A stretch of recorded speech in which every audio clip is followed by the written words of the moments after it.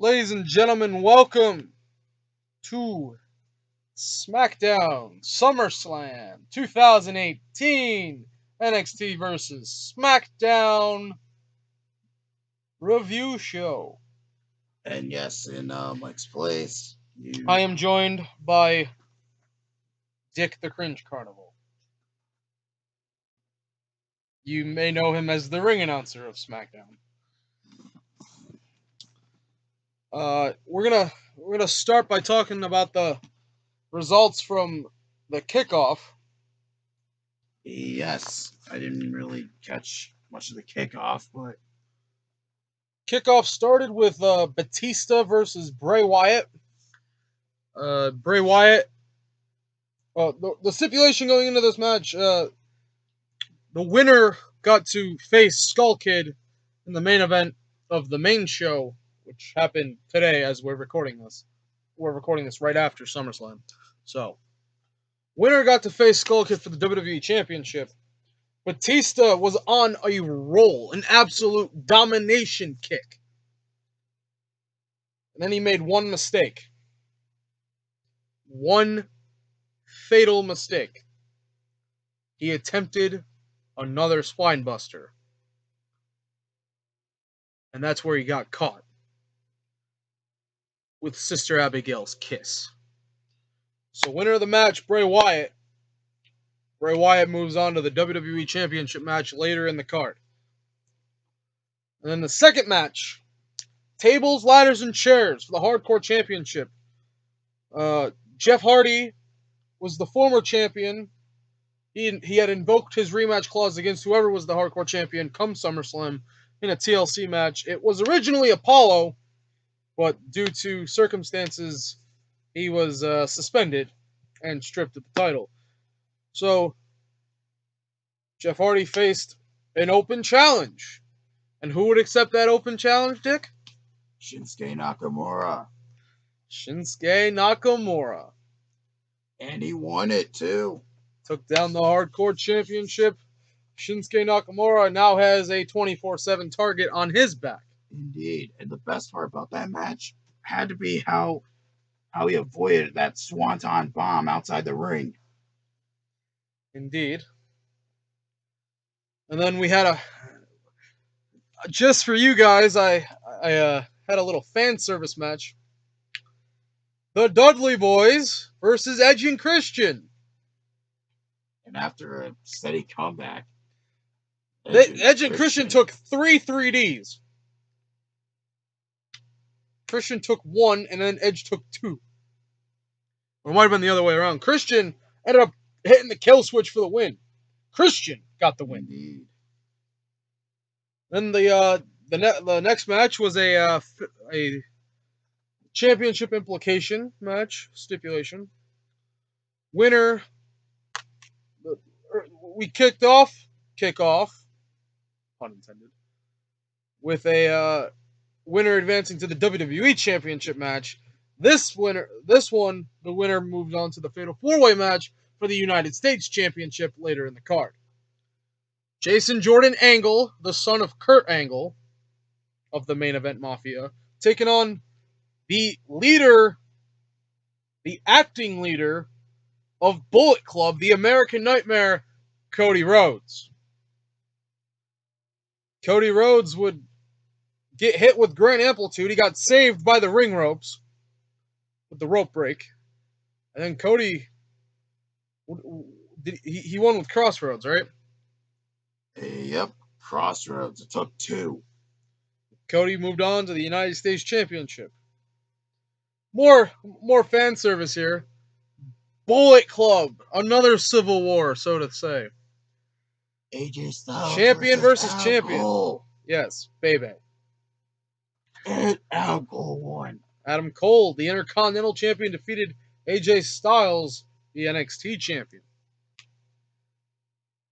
In the following match, Kazuya versus Shawn Michaels, the Heartbreak Kid. Kazuya, Close. He dominated this entire match, and then, just like Batista, he made one mistake.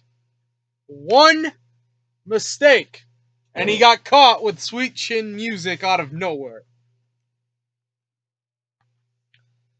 Then the main event at Kickoff, Alexa Bliss defended her SmackDown Women's Championship out of her 3 titles against Ruby Riott. She kicked out of the Riott Kick.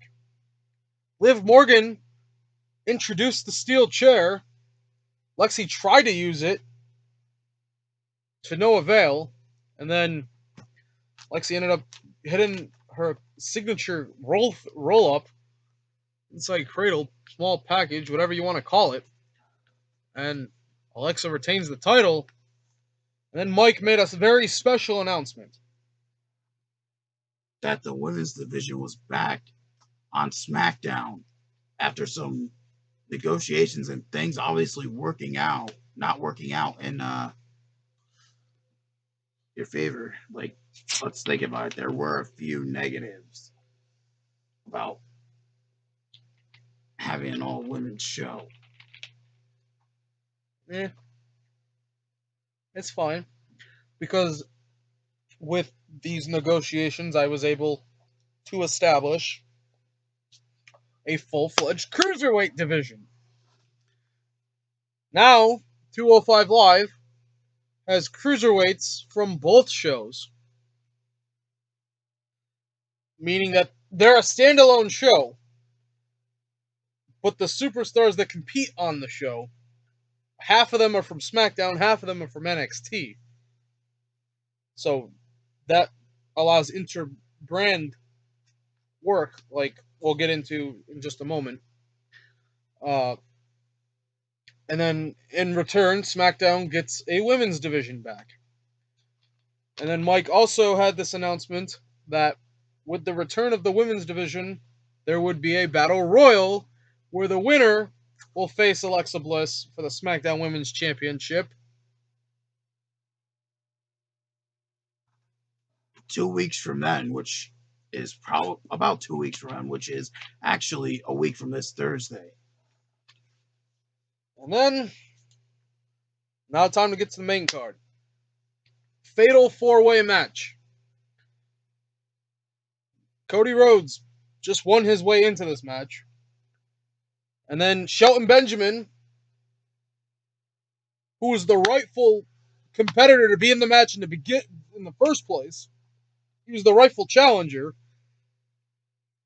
And then Finn Balor, the Demon King, also from Bullet Club, the former United States champion, and then the United States champion from American Alpha, King Gable. My king, my king, my king, my king. My king had retained his United States championship, and now me and the SmackDown general manager, we'll talk more about that in just a bit, have to decide on an opponent for my king, King Gable, to defend the United States Championship this Friday on NXT. That's Friday the 15th. Not the 13th, Friday the 15th. And then, for weeks, for months, Mike has been demanding answers from the main event mafia. And it all boiled down to him and Samoa Joe. He said he was leaving SummerSlam with his answers, whether he won or lost. And then for a few weeks now, I've been saying I was gonna bring a surprise to SummerSlam with me. Apparently. And I did just that. Which obviously. And both parties were satisfied. Mike got his answers. I brought my surprise. And that surprise was Kevin Nash, the newest member of the main event mafia. Which made things worse because even after that assault in the ring, he took it backstage and was not done yet. I didn't find him. You didn't find him. And and Mike's condition right now, he can't compete until further notice due to extreme injuries. Dick, at least we know who attacked you now. Yeah. So now you don't have to live in fear. Then we had the Battle Royal, which was won by Nia Jax, and Shane lifted the no contact clause on Alexa Bliss and Nia Jax, so which obviously made her storm out. Nia Jax will now face Alexa Bliss for the SmackDown Women's title in 2 weeks. Also in that Battle Royal was the very first SmackDown Women's Champion, Summer Rae. All 3 members of Riot Squad, Becky Lynch, Emma, and Mella. Mella was your pick. Alexa didn't seem too happy about that. Yeah, because they made a really bad joke. She's obviously a salty individual who, to be honest, it made me wonder who pissed in her cornflakes that day. Ooh. Anywho. Then we were supposed to have a tag team match, and, well, Braun decided to take it upon himself. Take on the main event Mafia, or what was left of it, to compete. By himself. And, boy, that had to be a really dumb decision. He got bodied. Remember what Johnson said. Johnson said that his partner was Brains. Obviously, Brains didn't show up. Obviously, since Braun wasn't using his damn brain. Main event Mafia get the win. Sadly. And then the Bludgeon Brothers defended the SmackDown tag team titles against everybody's favorite tag team on SmackDown, the Fashion Police. And the Fashion Police won by disqualification.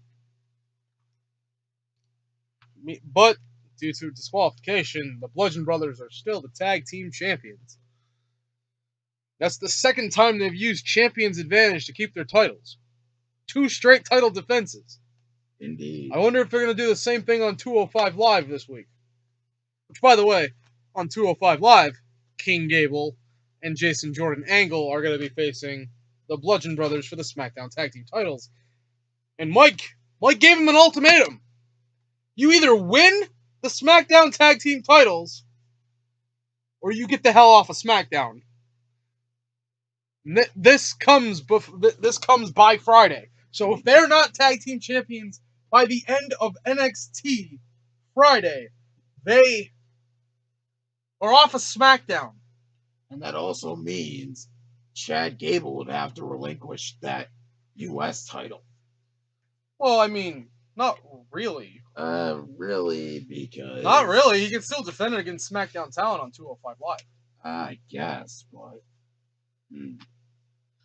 Alright, let's just keep this going. John Cena versus Kurt Angle. First blood match. Originally, for weeks, it was built up as a singles match, and Mike decided to raise the stakes yesterday by changing it to First Blood. And I feel like that kind of bit him in the ass. Cena dominated pretty much a majority of the match, but Kurt, he set the table on fire, didn't even use it, and then he hit the German suplex, and then he punched Cena out. Indeed. And then following the match, he continued to beat down Cena with a steel chair, and then hit an angle slam on the chair, and I can confirm to you that John Cena is also out of action. Until further notice. The Mafia is leaving their mark. Indeed. Mike, Cena, Cody put Kenny out. How do we know Cody's not in the Mafia? How do we know he's not a spy? How do we know if he's trying to force the Bullet Club to be in cahoots with the Mafia? Bullet Club's fine. According to him. And then the main event, WWE Championship. My client, Skull Kid, versus Bray Wyatt for the WWE Championship.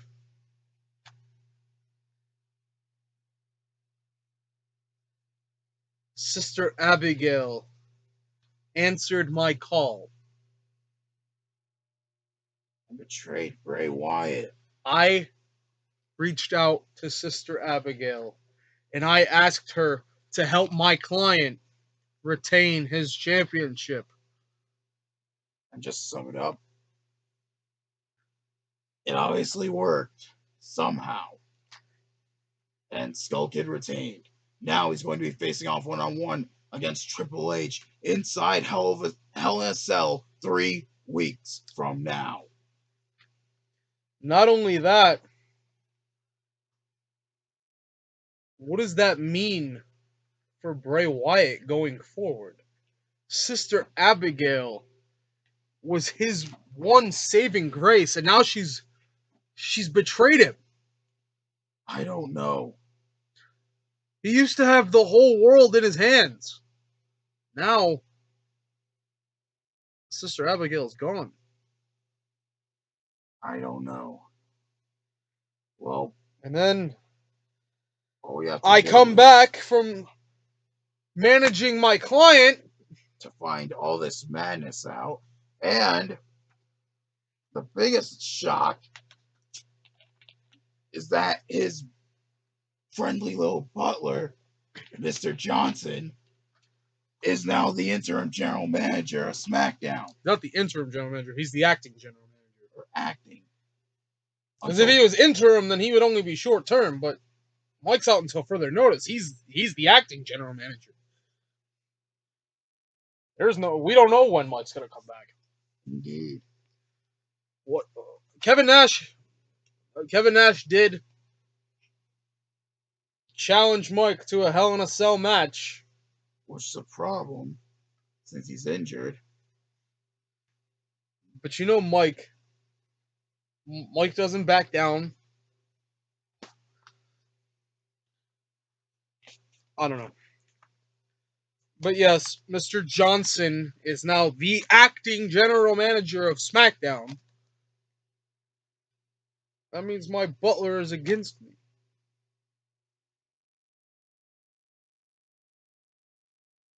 In the end, that wasn't his decision. That was unanimous decision by all the McMahons. But yeah. He just messaged me. He has a job for you. Huh? He wants you to be his assistant to the general manager. Why can't I be assistant to the general manager? Oh.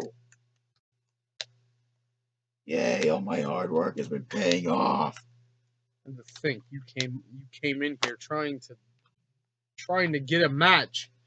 And then I threw you on commentary, and then he hired you on SmackDown. And now you're the freaking general manager's assistant?